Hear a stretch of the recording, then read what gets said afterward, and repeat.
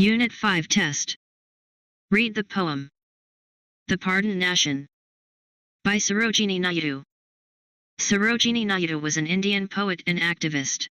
Known as the Nightingale of India, she advocated for India's independence, social welfare, and equal rights.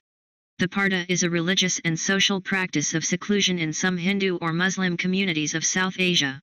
Women are either physically separated from males using separate buildings, screens, walls, or curtains, or they may be concealed by loose clothing and veils.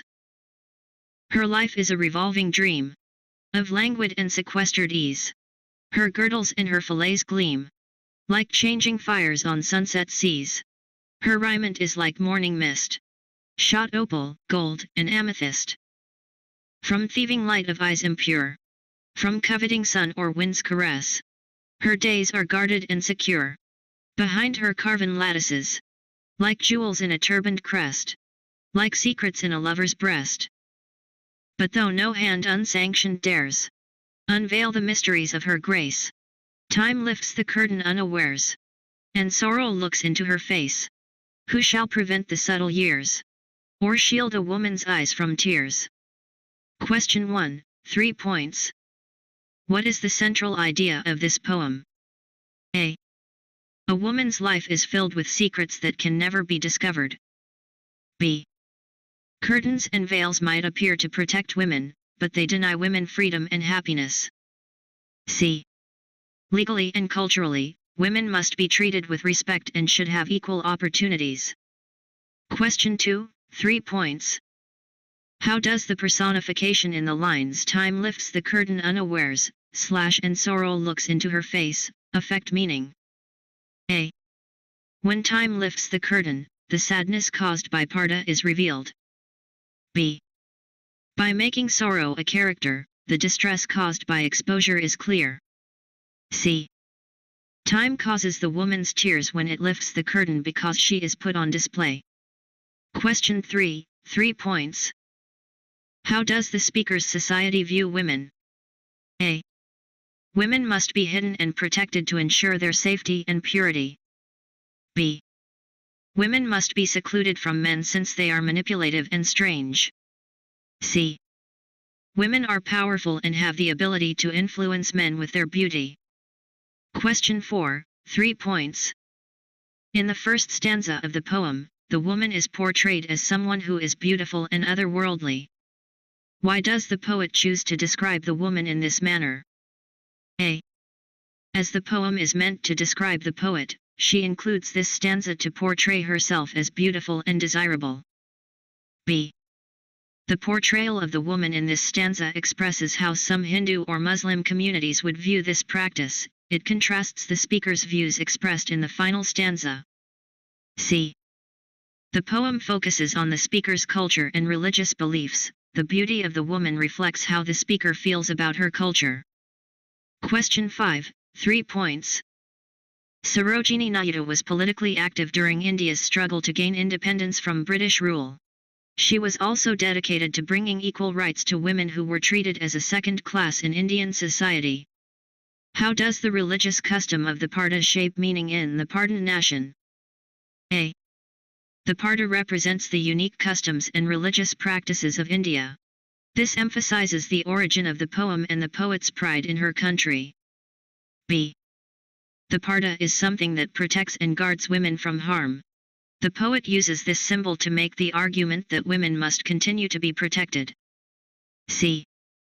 The Parda is a symbol of oppression despite its use in some Hindu and Muslim communities. The poet uses this symbol to argue that isolating women from men harms women. Read the passage. Excerpt from The Poison Tree, A Tale of Hindu Life in Bengal. By Bankim Chandra Chatterjee. As Nagendra traveled down river by boat, a fierce storm drove him from to shore. While looking for shelter from the lashing rain, he came upon a dilapidated house where he found a girl of 13, Kunda Nandini, and her dying father. Unable to locate Kunda's aunt in Calcutta, Nagendra wrote to his wife Surjamukhi for assistance. The Poison Tree documents the experiences of Nagendra, a wealthy landowner, his wife, Surjamukhi, and an orphan girl, Kunardan Nandini, who Nagendra brings home with him after a trip to Calcutta. Hindu life in Bengal in the late 19th century was grounded in the caste system, a social practice that placed every member of society into one of 4 castes. Each individual within a caste had a designated role in society. Surjamukhi's reply to Nagendra's letter came in a few days. It was after this manner. In picking up a little girl, have you forgotten me? Many unripe things are esteemed. People like green guavas, and green cucumbers, green coconuts are cooling. This low-born female is also, I think, very young, else in meeting with her why should you forget me? Joking apart, have you given up all right over this girl? If not, I beg her from you. It is my business to arrange for her. In whatever becomes yours I have the right to share, but in this case I see your sister has entire possession. Still, I shall not vex myself much if Kamal usurps my rights. Do you ask what do I want with the girl? I wish to give her in marriage with Taracharan. You know how much I have sought for a suitable wife for him. If Providence has sent us a good girl, do not disappoint me. If Kamal will give her up, bring Kunda Nandini with you when you come. I have written to Kamal also recommending this. I am having ornaments fashioned, and am making other preparations for the marriage. Do not linger in Calcutta. Is it not true that if a man stays 6 months in that city he becomes quite stupid? If you design to marry Kunda, bring her with you, and I will give her to you. Only say that you propose to marry her, and I will arrange the marriage basket. Who Taracharan was will be explained later. Whoever he was, both Nagendra and Kamal Mani consented to Surjamukhi's proposal. Therefore it was resolved that when Nagendra went home Kunda Nandini should accompany him. Everyone consented with delight, and Kamal also prepared some ornaments. Surjamukhi's father's house was in Konnagar. Her father was a Kastha of good position. He was cashier in some house at Calcutta. Surjamukhi was his only child. In her infancy a Kastha named Shrimti lived in her father's house as a servant, and looked after Surjamukhi. Shrimti had one child named Taracharan, of the same age as Surjamukhi. With him Surjamukhi had played, and on account of this childish association she felt towards him the affection of a sister. Shrimti was a beautiful woman, and therefore soon fell into trouble. A wealthy man of the village, of evil character, having cast his eyes upon her, she forsook the house of Surjamukhi's father. Whither she went no one exactly knew, but she did not return. Taracharan, forsaken by his mother, remained in the house of Surjamukhi's father, who was a very kind-hearted man, and brought up this deserted boy as his own child, not keeping him in slavery as an unpaid servant, but having him taught to read and write. Taracharan learned English at a free mission school. Afterwards Surjamukhi was married, and some years later her father died. By this time Taracharan had learned English after a clumsy fashion, but he was not qualified for any business. Rendered homeless by the death of Surjamukhi's father, he went to her house. At her instigation Nagendra opened a school in the village, and Taracharan was appointed master. Nowadays, by means of the grant-in-aid system in many villages, sleek-haired, song-singing, harmless master babus appear, but at that time such a being as a master babu was scarcely to be seen. Consequently, Taracharan appeared as one of the village gods, especially as it was known in the bazaar that he had read The Citizen of the World, The Spectator, and 3 books of Euclid. On account of these gifts he was received into the Brahmo Samaj of Debendra Babu, the Zamindar of Debipur, and reckoned as one of that Babu's retinue. Taracharan wrote many essays on widow marriage, on the education of women, and against idol worship, read them weekly in the Samaj, and delivered many discourses beginning with O, most merciful God.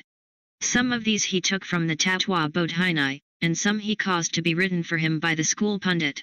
He was forever preaching, abandon idol worship, give choice in marriage, give women education, why do you keep them shut up in a cage? Let women come out. There was a special cause for this liberality on the subject of women, inasmuch as in his own house there was no woman. Up to this time he had not married. Surjamukhi had made great efforts to get him married, but as his mother's story was known in Govindpur, no respectable Kastha consented to give him his daughter. Many a common, disreputable Kastha girl he might have had, but Surjamukhi, regarding Taracharan as a brother, would not give her consent, since she did not choose to call such a girl sister-in-law. While she was seeking for a respectable case, the girl, Nagendra's letter came, describing Kunda Nandini's gifts and beauty. She resolved to give her to Taracharan in marriage. Question 6, 3 points. How does this excerpt best develop the theme that women must be treasured and protected? A. When she learns about the orphaned girl, Suryamukha's reaction is to get her married as soon as possible. B. Kunda is thrilled by her upcoming marriage to a kind man who is committed to women's rights. C. Sergia sees Tara as her adopted brother. He, in turn, looks after her. Question 7, 3 points. How does the point of view affect this story? A. The limited first-person perspective allows the narrator to tell his story, but leaves the reader with little information about the girl, her situation, or the wedding plans. This builds tension and suspense and keeps readers guessing. B. The first-person point of view creates intimacy as readers access the conflicting thoughts and emotions of the narrator. This helps readers to understand his struggle between what he feels is right and the expectations of his patriarchal culture. C. The omniscient point of view describes the history of the characters and their thoughts and actions. This enables readers to understand the family unit and the complex factors that influence the characters' choices. Question 8, 3 points. Which sentence best describes a theme of the poison tree? A. Beauty can be dangerous if not guarded and protected. B. Family and reputation must be protected at all costs. C. Giving help and kindness to others is better than receiving it. Question 9, 3 points. Why is Taracharan interested in women's rights? A. Sergia's compassion and kindness encourages Tara to abandon his patriarchal beliefs and campaign for women's rights. B. His mother's struggles and flight influenced his current writings. He considers the social restrictions and mistreatment of women as a cause for her abandonment. C. Tara has no women in his own home, so it is easy for him to have liberal views since it does not directly affect him. Question 10, 3 points. Based on this excerpt, how does Indian society view education? A. A well-educated person is important and valued. B. Education is only for the wealthy, the lower classes have no use for it. C. Anyone who learns to speak English is considered a god. Question 11, 3 points. How does the information about the characters and their families reflect culture? A. The explanation of family relationships makes clear each character's role in society. B. Sergia's letter to her husband provides an example of a typical relationship in an arranged marriage. C. The focus on class emphasizes the importance of social hierarchy in Indian culture. Question 12, 3 points. How does Sergia's culture affect the way she approaches Tara's marriage? Select each correct answer. Since compatibility is important, Sergia decides it is important that Tara marry someone who speaks English and shares his ideas. Since social class is important, Sergia is determined to find Tara a respectable wife of the same class. Sergia's responsibility for finding Tara a good wife is something she takes very seriously. She will not give consent until she finds a good match. Read the passage. Excerpt from In a Native Village from Written The Devil and Other Stories. By Louis Beck. This story is set in the late 1800s on an island off the coast of Australia. The narrator is a trader who recently settled on the island. Pigs were the next trouble, my own pigs and the pigs of the general public. When I landed on the island, I had brought with me from Sydney a lady and gentleman pig of exceedingly high lineage.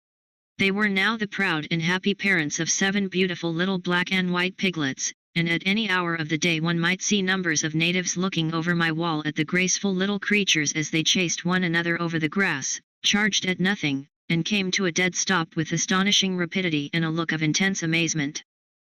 One fatal day I let them out, thinking they would come to no harm, as their parents were with them. As they did not return at dusk, I sent Eeu, the under-nurse, to search for them. She came back and told me in a whisper that the father and mother pig were rooting up a sweet potato patch belonging to the local chief. The piglets she had failed to discover. Enjoining secrecy, I sent EU and Harry to chase the parents home. This was effected after considerable trouble, but the owner of the potato patch claimed $2 damages. I paid it, feeling his claim was just. Next morning the 7 piglets were returned one by various native children. Each piglet had, according to their accounts, been in a separate garden, and done considerable damage, and because they, the piglets, were the property of a good and just man, the owners of the gardens would not hurt nor even chase them, etc. Glad to recover the squealing little wanderers at any cost, I gave each lying child $0.25. Next day I had a piece of ground walled in with lumps of coral and placed the porcine family inside. Then I wrote to the councillors, asking them to notify the people that if any of the village pigs came inside my fence and rooted abysmal holes in my ground, as had been their habit hitherto, I should demand compensation. His Honor the Chief Justice stated in court that this was only fair and right. The white man had paid for the damage done by his pigs, and therefore he was entitled to claim damages if the village pigs caused him trouble. I had previously squared his honor with the promise of a male succor. One day the 7 young pigs escaped from their mother and went out for a run on the village green. They were at once assailed as detestable foreign devils by about 243 gaunt, razor-backed village sows, and were only rescued from a cruel death after everyone had lost its tail. Why is it that pigs of different breeds always bite off each other's tails? I claimed 50 cents per tail, and was awarded $3.50 damages, to be paid by the community generally. The community refused to pay. His Honor then notified by the town crier that I was at liberty to shoot any pig that broke into the station grounds. I put a cartridge into a Snider rifle and told my servants to call me if they heard a grunt in the night. 3 days after this, as I was discussing theology and baked fowl one night with the local teacher in his own house, a boy burst in and said that there was a strange pig in my garden devouring my crop of French beans. In 2 minutes I was back in my house, snatched up the Snider, and ran to the garden wall. There was the brute, a great black and white beast, the biggest native pig I ever saw. His back was turned, but hearing my steps he went about and faced me. 'Twas a bright moonlight night, and the bullet plugged him fair between the eyes. Over he rolled without a kick. Then I heard a shriek or laughter, and saw half a dozen girls scuttling away among the cocoa palms. A horrible suspicion nearly made me faint. Jumping over the wall I examined the defunct, and could scarce forbear to shed a tear. 'Twas mine own prized black Australian boar, daubed over with splashes of coral lime whitewash. And the whitewash came from a tub full of it, with which the natives had that morning been whitening the walls of the newly built village church.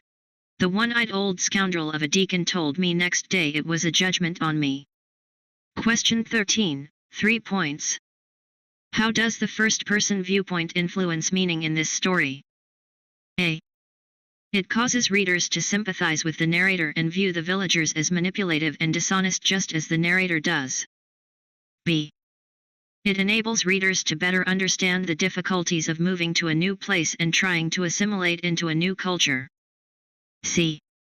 It ensures that the story remains objective and portrays both the narrator and the native villagers as complete characters. Question 14, 3 points. Which sentence best explains how the narrator views the native villagers at the end of the story? A. The narrator believes that the villagers are misunderstood and in need of guidance. B. The narrator believes that they are little more than liars and cheats, his prejudice and feelings of superiority are reinforced. C. The narrator respects the villagers' intelligence and admires that they were able to trick him. Question 15, 3 points. Which quotation best explains how events in the story develop the theme "Do not be too quick to judge, or you may be judged yourself"? A. Next morning the 7 piglets were returned one by various native children. Glad to recover the squealing little wanderers at any cost, I gave each lying child $0.25. B. She came back and told me in a whisper that the father and mother pig were rooting up a sweet potato patch belonging to the local chief. C. I put a cartridge into a Snider rifle and told my servants to call me if they heard a grunt in the night. Read the passage.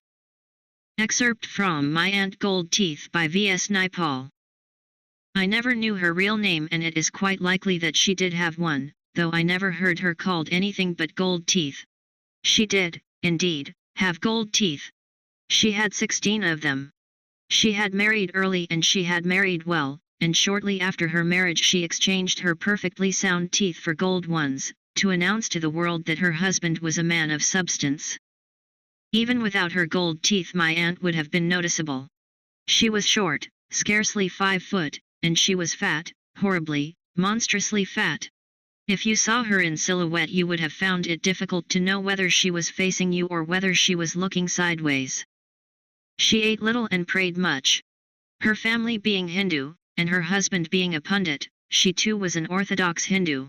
Of Hinduism she knew little apart from the ceremonies and the taboos, and this was enough for her. Gold Teeth saw God as a power, and religious ritual as a means of harnessing that power for great practical good, her good. I fear I may have given the impression that Gold Teeth prayed because she wanted to be less fat. The fact was that Gold Teeth had no children, and she was almost 40. It was her childlessness, not her fat, that oppressed her, and she prayed for the curse to be removed. She was willing to try any means, any ritual, any prayer in order to trap and channel the supernatural power. And so it was that she began to indulge in surreptitious Christian practices. Every day her religious schizophrenia grew, and presently she began wearing a crucifix. Neither her husband nor her neighbors knew she did so. The chain was lost in the billows of fat around her neck, and the crucifix was itself buried in the valley of her gargantuan breasts. Later she acquired 2 holy pictures, one of the Virgin Mary, the other of the Crucifixion, and took care to conceal them from her husband. The prayers she offered to these Christian things filled her with new hope and buoyancy. She became an addict of Christianity. Then her husband, Rama Prasad, fell ill. Rama Prasad's sudden, unaccountable illness alarmed Gold Teeth. It was, she knew, no ordinary illness, and she knew too that her religious transgression was the cause. The district medical officer at Chagwanas said it was diabetes, but Gold Teeth knew better. To be on the safe side, though, she used the insulin he prescribed, and, to be even safer, she consulted Ganesh Pandit, the masseur with mystic leanings, celebrated as a faith healer. "I have done a great wrong, Baba." "What sort of wrong?" he asked, and his tone indicated that Gold Teeth could do no wrong. "I have prayed to Christian things." And to Gold Teeth's surprise, Ganesh chuckled benevolently. "And do you think God minds, daughter? There is only one God and different people pray to him in different ways. It doesn't matter how you pray, but God is pleased if you pray at all. So it is not because of me that my husband has fallen ill. No, to be sure, daughter." In his professional capacity Ganesh was consulted by people of many faiths, and with the license of the mystic he had exploited the commodiousness of Hinduism, and made room for all beliefs. In this way he had many clients, as he called them, many satisfied clients. Henceforth Gold Teeth not only pasted Rama Prasad's pale forehead with the sacred ash Ganesh had prescribed, but mixed substantial amounts with his food. Rama Prasad's appetite, enormous even in sickness, diminished, and he shortly entered into a visible and alarming decline that mystified his wife. She fed him more ash than before, and when it was exhausted and Rama Prasad perilously macerated, she fell back on the Hindu wife's last resort. She took her husband home to her mother. That venerable lady, my grandmother, lived with us in Port of Spain, in Woodbrook. Why not, then, bring Christianity into play again? She didn't want to take any chances this time. She decided to tell Rama Prasad. "Man," she said in English, "I thinking about going to the church to pray. You never know, and it better to be on the safe side. After all, the house here ain't tied." "I don't want you to pray in no church," he whispered, in English too. Gold Teeth did the only thing she could do. She began to cry. 3 days in succession she asked his permission to go to church, and his opposition weakened in the face of her tears. He was now, besides, too weak to oppose anything. Although his appetite had returned, he was still very ill and very weak, and every day his condition became worse. On the fourth day he said to Gold Teeth, "Well, pray to Jesus and go to ch if it will put your mind at rest." And Gold Teeth straightway set about putting her mind at rest. Every morning she took the trolley bus to the Holy Rosary Church, to offer worship in her private way. Then she was emboldened to bring a crucifix and pictures of the Virgin and the Messiah into the house. We were all somewhat worried by this, but Gold Teeth's religious nature was well known to us. Her husband was a learned pundit, and when all was said and done this was an emergency, a matter of life and death. So we could do nothing but look on. Incense and camphor and ghee burned now before the likenesses of Krishna and Shiva as well as Mary and Jesus. Gold Teeth revealed an appetite for prayer that equaled her husband's for food, and we marvelled at both, if only because neither prayer nor food seemed to be of any use to Rama Prasad. Question 16, 3 points. Which statement best describes the narrator's viewpoint of Aunt Gold Teeth's beliefs about religion? A. He thinks she is an opportunist, practicing whichever religion gives her the best advantage. B. He believes she is a devout Hindu who truly believes her prayers will bring results. C. He thinks she is more worried about her husband than religion but will try anything to make him well. Question 17, 3 points. Read these sentences from Little Dorrit by Charles Dickens. Everything that lived or grew was oppressed by the glare, except the lizard, passing swiftly over rough stone walls, and the cicada, chirping his dry hot chirp, like a rattle. The very dust was scorched brown, and something quivered in the atmosphere as if the air itself were panting. How does figurative language contribute to the tone of these sentences? A. The image of scorched brown dust contributes to a tone of desolation. B. The personification of panting air contributes to a tone of hopelessness. C. The simile of the cicada's rattle contributes to a tone of menace. Question 18, 9 points. Would you like 9 free points for taking this test? Yes.